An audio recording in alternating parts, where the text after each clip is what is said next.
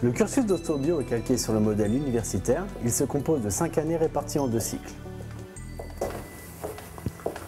Il faut 5 années d'études pour avoir le titre d'ostéopathe et le diplôme d'ostéopathe pour exercer en tant qu'ostéopathe. Mais le cursus se développe sur 5 années diplômantes en ostéopathie, plus 2 années supplémentaires qui permettent l'accession à la recherche et à l'enseignement. Un premier cycle de 3 ans théorique et un deuxième cycle de 2 ans professionnalisant.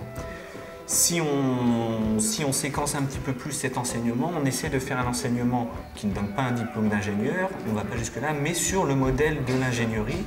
C'est-à-dire qu'un ingénieur, pour nous, c'est une personne qui doit maîtriser son système, comprendre les dysfonctions de ce système, comprendre les problèmes de ce système et les causes de ces problèmes, et proposer une solution adaptée à ces problèmes. Et ça, c'est ce qu'on appelle la partie théorique des 3 premières années. Donc on va comprendre le système, on va comprendre la physiologie, comment fonctionne le corps humain, on va comprendre quelles sont les pathologies mécaniques auxquelles est confronté ce corps humain.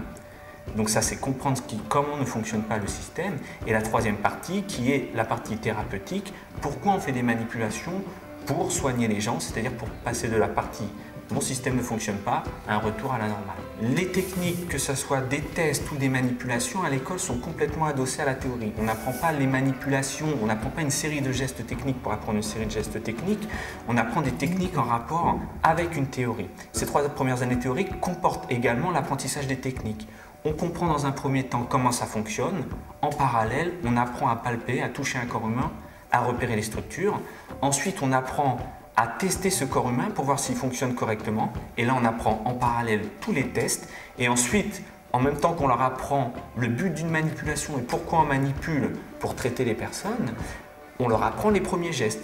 C'est vrai que la seconde partie professionnalisante est une répétition de ces gestes.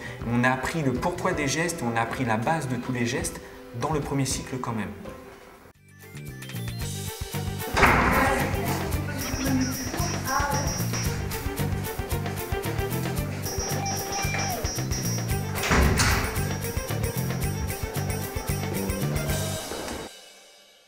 L'enseignement à ostéobio s'applique non seulement au système locomoteur, mais aussi au système viscéral.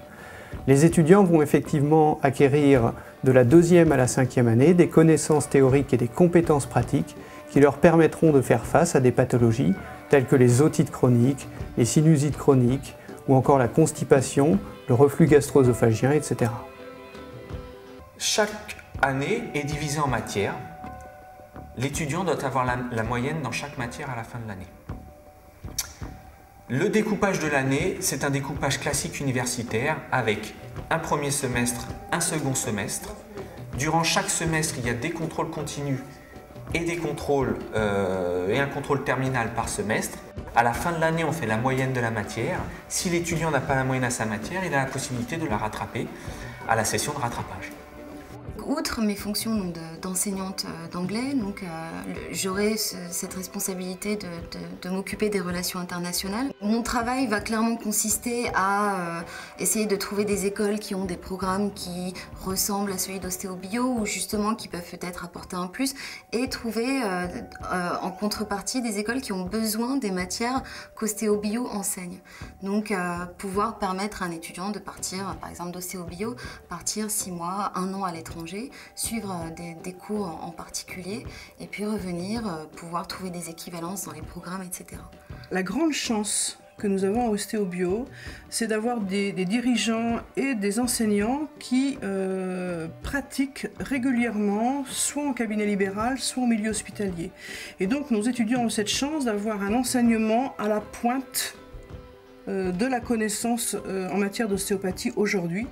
Et cette connaissance à la pointe permet à nos étudiants de devenir des experts en matière d'ostéopathie et c'est bien l'objectif d'ostéobio aujourd'hui. Et je crois que nous y réussissons.